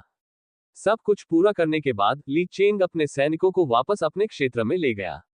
इस ऑपरेशन से उसे 4000 सोने के सिक्के मिले थे। अपने अधीनस्थों को विदा करने और उन्हें स्वयं भोजन की तलाश करने की अनुमति देने के बाद वह भोजन लेने के लिए कैंटीन में चले गए। कुछ ही मिनटों बाद सभी सैनिकों को पूरी तरह से आराम मिल गया और वे पुनः संगठित हो गए। पब फ्यूचर द्वारा विज्ञापन। ली चेंग ने पर्याप्त राशन लाने का आदेश दिया। वह मिस्टी फॉरेस्ट पर हमला करने के लिए तैयार था। हालांकि आसपास कई जगहें थीं, जिन्हें उसने अभी तक नहीं खोजा था, लेकिन मौजूदा ली चेंग ने पहले ही उन पर नजर रख ली थी। आज खेल का पहला दिन भी था, इसलिए सभी खिलाड़ियों के पास एक दिन का क्षेत्र नौसिखिया संरक्षण अवधि थी। इसलिए ली चेंग को इस बात का डर नहीं था कि उसके इलाके में कुछ हो जाएगा। अब तलाश करने का अच्छा समय था, तो वह इसे कैसे चूक सकता था। ली चेंग ने हाथ हिलाकर आदेश दिया, चलो चलें। मिस्टी फॉरेस्ट ली चेंग के क्षेत्र के नजदीक नहीं था। अगर यह कोई आम खिलाड़ी होता तो उसे वहां पहुंचने के लिए काफी लंबा चलना पड़ता। हालांकि ली चेंग को डर नहीं था। उसकी चाल की गति 10 गुना थी। जब वह दौड़ता था तो ऐसा लगता था जैसे वह किसी विमान में सवार हो। सिर्फ 1 घंटे में ली चेंग धुंध भरे जंगल के किनारे पहुंच गया था। आसपास का आसमान पहले से ही धुंधला होना शुरू हो गया था और धुंध के छींटे चारों ओर छाने लगे थे। इस समय सूरज भी आसमान से गायब हो चुका था। उसकी जगह एक अर्धचंद्र था, जो आसमान में ठंडी रोशनी बिखेर रहा था। चांदनी पानी की तरह थी, जो पूरे धुंधले जंगल को चांदी की रोशनी की चादर से ढक रही थी, जिससे वह रहस्यमय और सुंदर लग रहा था। सिस्टम अधिसूचना सही समय पर बजी। डिंग डोंग, नए नक्शे मिस्टी फॉरेस्ट की खोज के लिए बधाई। इस क्षेत्र की खोज करने वाले पहले खिलाड़ी के रूप में आपको एक प्रतिष्ठा बिंदु से पुरस्कृत किया जाता है। डिंग डोंग, आपने 10,000 गुना प्रवर्धन प्रणाली को सक्रिय कर दिया है। 10,000 प्रतिष्ठा अंक प्राप्त किए। मिस्टी फॉरेस्ट की बात करें तो यह एक ऐसी जगह थी जिसे कई खिलाड़ी पसंद करते थे और नफरत भी करते थे। उन्हें यह तथ्य पसंद था कि यह जगह संसाधनों से भरपूर थी और यहाँ कई दुर्लभ सैनिक भी मिलते थे। वे इस जगह से नफरत करते थे क्योंकि यह जगह खतरों से भरी थी। अनगिनत खिलाड़ी अपनी पहली यात्रा के दौरान यहाँ मर गए। अपने सामने फैले अंतहीन धुंधले जंगल को देखकर ली चेंग ने थोड़ा मुंह सिकोड़ा। उसने पहले जंगल में मौजूद बॉस को खत्म करने की तैयारी की, क्योंकि बॉस की पहली हत्याएं अभी भी वहीं थी। मानचित्र पर एक स्थान चिन्हित करने के बाद ली चेंग ने आदेश दिया, चलो चलें। पब फ्यूचर द्वारा विज्ञापन। आदेश मिलते ही सैनिकों ने तुरंत आगे बढ़ना शुरू कर दिया। कुछ ही मिनटों में ली चेंग अपने गंतव्य पर पहुंच गया। वह जगह बेहद खतरनाक थी और वहां से बहुत तेज बदबू आ रही थी। काली काली जमीन सड़ी गली लाश जैसी लग रही थी। मिस्टी फॉरेस्ट में अनगिनत दुष्ट जीव इकट्ठे हुए थे। उस समय अनगिनत लाशें लक्ष्यहीन रूप से भटक रही थीं। ये साधारण ग्रामीण थे जो जहर से संक्रमित थे। ज़ॉम्बी स्तर 5 स्तर 3। खेल के शुरुआती दौर में ये जीव अपेक्षाकृत शक्तिशाली थे और इनकी संख्या बहुत ज्यादा थी। उसके सामने 10,000 से ज्यादा जीव थे। स्थिति को देखते हुए पूरे मिस्टी फॉरेस्ट में इनकी संख्या लाखों में होनी चाहिए। इन ज़ॉम्बीज की सबसे खास बात यह थी कि उनके पास एक हुनर था, संक्रमण। जब वे हमला करते थे तो उनके दुश्मनों को वायरस से संक्रमित होने का खतरा था। अगर वे लापरवाह होते तो चर्च ऑफ लाइट से पवित्र जल पीने के तुरंत बाद उनकी मौत हो जाती। अन्यथा संक्रमित व्यक्ति कुछ ही मिनटों में नए ज़ॉम्बी में बदल जाएगा। सच कहें तो इन ज़ॉम्बी ने खिलाड़ियों को उनके पिछले जन्मों में बहुत तकलीफ दी थी। उस समय अनगिनत खिलाड़ी राक्षसों की खेती करने आए, लेकिन वे सभी असफल रहे। ज़ॉम्बीज की संख्या दोगुनी हो गई थी। हालांकि ली चेंग निश्चित रूप से ऐसी गलती नहीं करेगा। उसकी वर्तमान ताकत ऐसी नहीं थी जिसकी तुलना आम खिलाड़ी कर सके। ये शक्तिशाली ज़ॉम्बी ली चेंग के सामने सिर्फ EXP थे। ली चेंग ने धीरे से अपना हाथ हिलाया और आदेश दिया, लिलियन, फ्रॉस्ट मार्क्समैन से कहो कि वे फ्रॉस्ट एरो रेंज छोड़ें और इन ज़ॉम्बी को खत्म करें। जी हाँ, सर, लिलियन ने आदेश प्राप्त करते ही तुरंत कार्रवाई की। Footpath, footpath, footpath. अनगिनत फ्रॉस्ट एरो आसमान से गिरे और तुरंत ही तीरों का जाल बन गया, जिसने पूरे ज़ॉम्बी क्षेत्र को कवर कर लिया। बेचारे ज़ॉम्बी के पास प्रतिक्रिया करने का बिल्कुल भी समय नहीं था। जिस क्षण वे फ्रॉस्ट एरो वर्षा से ढके गए, उन्होंने अपनी जीवन शक्ति खो दी। इसके अलावा फ्रॉस्ट मार्क्समैन के एरो रेंज से निपटना आसान नहीं था। जब तक एक ज़ोंबी मारा जाता, फ्रॉस्ट फट जाता और आसपास के सभी ज़ोंबी पर हमला कर देता। इसलिए फ्रॉस्ट एरो रेंज की दक्षता बस भयानक थी। थोड़ी देर में लाश एक के बाद एक गिर गई। उसी समय ली चेंग के कानों में अनगिनत सिस्टम नोटिफिकेशन गूंजने लगे। डिंग डोंग, आपके सैनिकों ने 2000 लेवल 3 ज़ॉम्बी को मार दिया है, 400 अनुभव अंक प्राप्त किए हैं और 10,000 गुना प्रवर्धन प्रणाली को सफलतापूर्वक चालू किया है। आपके सैनिकों ने 4 लाख अनुभव अंक प्राप्त किए हैं, आपने 40,000 अनुभव अंक प्राप्त किए हैं। डिंग डोंग, आपके फ्रॉस्ट मार्क्समैन के स्तरों में से एक को अपग्रेड किया गया है, वर्तमान में ये 7वें स्तर पर है। डिंग डोंग, आपका स्तर ऊपर हो गया है, वर्तमान में स्तर 10 है। डिंग डोंग, आपका स्तर ऊपरी सीमा तक पहुंच गया है। कृपया नई ऊपरी सीमा को अनलॉक करने के लिए समय पर अपनी नौकरी की श्रेणी बदलें। पहले से मौजूद अनगिनत लाशें जमीन पर गिर गईं और अनगिनत अनुभव बिंदुओं में बदल गईं जो ली चेन के पक्ष में आ रहे थे। उसके फ्रॉस्ट मार्क्समैन का स्तर बढ़ता जा रहा था। जब तक उन्होंने लगभग 10,000 ज़ॉम्बी को खत्म किया, तब तक वे सभी अपने अधिकतम स्तर पर पहुंच चुके थे। लिलियन 9वें स्तर पर पहुंच गई थी और ली चेंग अधिकतम स्तर पर पहुंच गया था। दुर्भाग्य से ली चेंग ने अभी तक अपना वर्ग नहीं बदला था, इसलिए हर बार जब वह स्तर ऊपर करता था तो उसके पास केवल 5 मुफ्त विशेषता बिंदु होते थे। एक भगवान के रूप में उसकी लड़ाकू शक्ति दयनीय रूप से कम थी। हालांकि एक चीज थी जो उसे सबसे शक्तिशाली बनाती थी। एक भगवान के रूप में वह मरने के बाद अपने क्षेत्र में पुनर्जीवित हो सकता था। जब तक अंडरवर्ल्ड में भगवान का हॉल नष्ट नहीं हो जाता, तब तक उसे अनिश्चित काल के लिए पुनर्जीवित किया जा सकता था। एक बार जब लॉर्ड्स हॉल नष्ट हो गया, तो क्षेत्र को फिर से बनाना होगा और सब कुछ नए सिरे से शुरू करना होगा। ये सोचते हुए ली चेंग ने अपना सिर हिलाया और सैनिकों को शेष लाशों को साफ करने का आदेश देना जारी रखा। आधे घंटे बाद लाश सबकी नजरों से ओझल हो गई। इस समय ली चेंग की प्रभु के मिशन की प्रगति 133.24 300,000 तक पहुंच गई थी। नरसंहार के हृदय की मरम्मत की प्रगति 116.25 मिलियन 1 बिलियन थी। पब फ्यूचर द्वारा विज्ञापन संपर्क टॉस साइट मैप दान करें मेनू दिखाओ। उपन्यास ऑनलाइन पूरा पढ़े उपन्यास बिन उपन्यास जनजाति मैं शुरू से ही अपने 10,000 एक्स बोनस के साथ अजय बन गया अध्याय 10 जनजाति मैं शुरू से ही अपने 10,000 एक्स बोनस के साथ अजय बन गया। C10 अल्फा हेयर ऑयल अब बालों को तेजी से एक सप्ताह में फिल्म बनाने का सर्वोत्तम तरीका। 88 गुना पब फ्यूचर द्वारा विज्ञापन अध्याय 10 बॉस को मार डालो। विश्व प्रसिद्ध अनुवादक एंडलेस फैंटेसी अनुवाद संपादक एंडलेस फैंटेसी अनुवाद। दुर्भाग्यवश बाकी लाशें बिखरी हुई थीं और एक साथ इकट्ठी नहीं हुई थीं। इससे ली चेन का काम थोड़ा मुश्किल हो गया। उसने एक पल के लिए सोचा और बाकी बिखरी हुई लाशों की तलाश जारी नहीं रखी। इसके बजाय वह सीधे नक्शे पर लाल बिंदु पर चला गया। कुछ ही मिनटों बाद कई हरे रंग के लाश उसके सामने दिखाई दिए। ये हरे रंग के ज़ॉम्बी लंबे और ताकतवर थे। वे कम से कम 2 मीटर लंबे थे और उनके शरीर घिनौने फोड़े से ढके हुए थे। वे ज़ॉम्बी का उन्नत संस्करण थे। उनकी विशेषताएं सामान्य ज़ॉम्बी से कहीं ज्यादा शक्तिशाली थीं। कुछ चौथे स्तर पर थे, कुछ 10वें स्तर के आसपास थे। इसके अलावा उन्नत वर्ग के ज़ॉम्बी काले लोहे के उपकरण से सुसज्जित थे, जिससे उनकी रक्षा बहुत बढ़ गई। दुर्भाग्य से इस अतिरिक्त रक्षा काली चेन के लिए कोई मतलब नहीं था। उन्होंने कहा कि उनका ध्यान उन्नत ज़ॉम्बी के बीच खड़े 3 मीटर लंबे राक्षस पर था। ज़ॉम्बी का शरीर पहले से ही बहुत फूला हुआ था और उसके पेट में एक बड़ा छेद था जिसमें से एक अज्ञात हरे रंग की गैस निकल रही थी। ली चेंग ने अपनी आंखें सिकुड़कर अपने सामने खड़े विशाल राक्षस को देखा। फिर उसने उस पर एक जासूसी मंत्र डाला। विषाक्त ज़ॉम्बी राजा पब फ्यूचर द्वारा विज्ञापन विवरण ज़ॉम्बी का राजा बहुत ज्यादा जहरीली औषधि पीने के बाद ज़ॉम्बी आम ज़ॉम्बी से ज्यादा शक्तिशाली हो गया है। ग्रेड स्वर्ण स्तर 10 स्वास्थ्य अंक 30 मिलियन शारीरिक जादुई हमला 1600 रक्षा 250 कौशल काटना, जल्दबाजी, जहरीली गैस, जहर संक्रमण। गोल्ड ग्रेड बॉस के रूप में टॉक्सिक ज़ोंबी किंग का HP 30,000 था, जो बहुत ऊंचा था। अपने पिछले जीवन में खिलाड़ियों को टॉक्सिक ज़ोंबी किंग की वजह से बहुत नुकसान उठाना पड़ा था। कुछ निम्न और मध्यम श्रेणी के सैनिक टॉक्सिक ज़ोंबी किंग की 250 मजबूत रक्षा को बिल्कुल भी नहीं तोड़ पाए थे।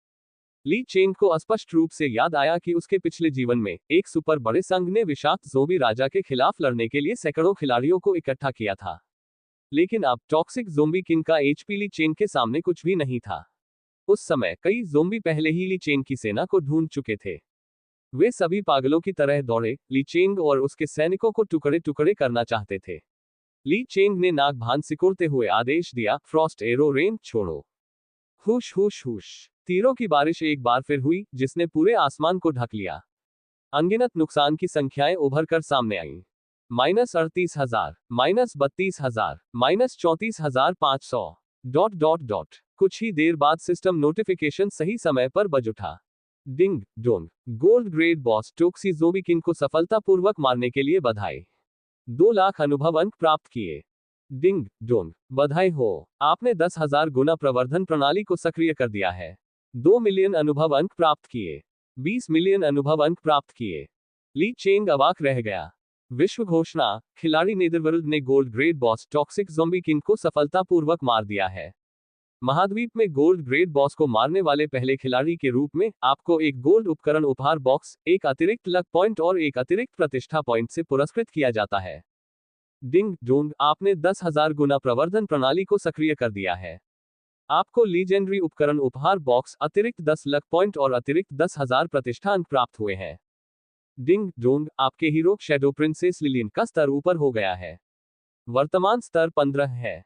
डिंग डोंग, आपके हीरो शैडो प्रिंसेस लिलियन ने एक नया कौशल सीखा है। इस समय ट्राइब के सभी खिलाड़ी दंग रह गए। जब विश्व स्तर पर यह चौंकाने वाली घोषणा 3 बार हुई, तो लोगों ने प्रतिक्रिया व्यक्त की। क्या हो रहा है? क्या हुआ? मैंने अपने इलाके के पास जंगली सुअरों से लड़ाई भी नहीं की है, और किसी ने पहले ही बॉस को मार दिया। हे भगवान, हमारे बीच इतना बड़ा अंतर क्यों है? पाताल लोक कौन है? मैंने ऐसे किसी व्यक्ति के बारे में कभी क्यों नहीं सुना?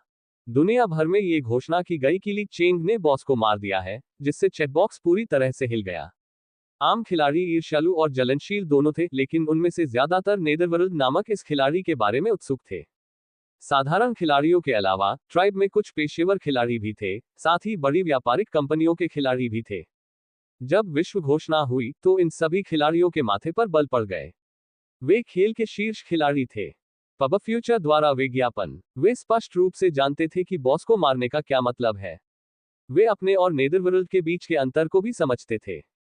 आपको ये जानना होगा कि बहुत से लोगों ने अपने इलाके के आसपास के जंगली राक्षसों के इलाकों को साफ भी नहीं किया था।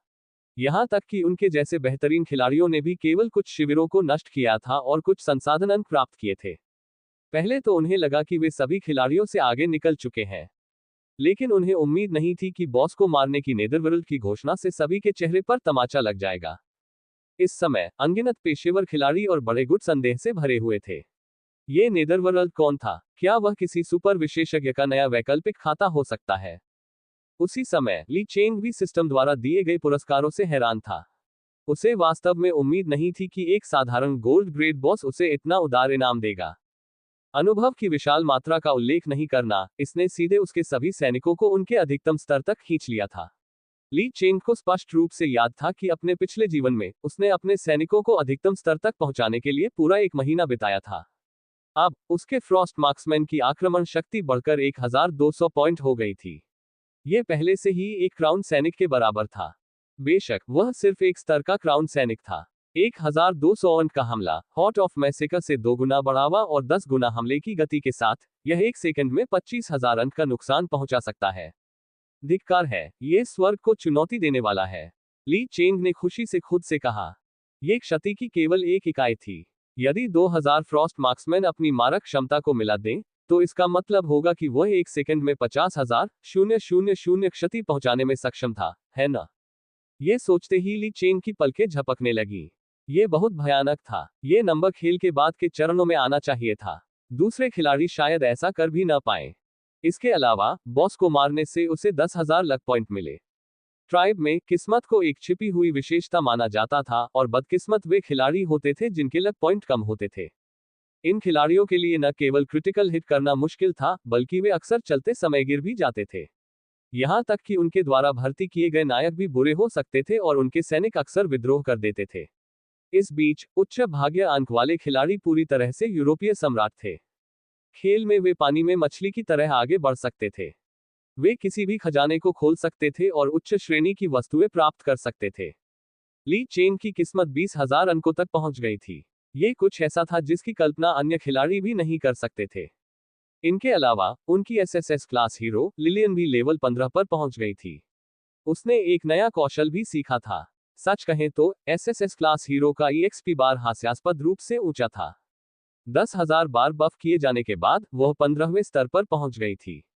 ली चेंग लिलियन के विशेषता पैनल को खोलने के लिए इंतजार नहीं कर सकता था ताकि वह नए अर्जित कौशल की जांच कर सके। धुंध की छाया स्तर अधिकतम। वर्णन, छाया भूमि की राजकुमारी के रूप में छाया दुनिया पर लिलियन का नियंत्रण बेजोड़ है। प्रभाव, लिलियन छाया जगत की ऊर्जा को अवशोषित कर सकती है और धुंध छोड़ सकती है, जिससे वह खुद को और अपनी सेना को छिपा सकती है। अमर स्तर की इकाइयों के अलावा कोई भी धुंध में छिपी हुई आकृतियों को नहीं देख सकता है। हमला शुरू करने वाली इकाई उजागर हो जाएगी। एक अत्यंत स्वर्ग विरोधी कौशल। ये ली चेंग का इस कौशल का मूल्यांकन था। यह एक ऐसा अचूक छिपने का हुनर है, यह अद्भुत है। इस हुनर से मैं दुश्मन के घर में पूरी तरह से घुस सकता हूं। जब तक मैं हमला करने की पहल नहीं करता, दुश्मन को धुंध में इसका एहसास नहीं हो पाएगा।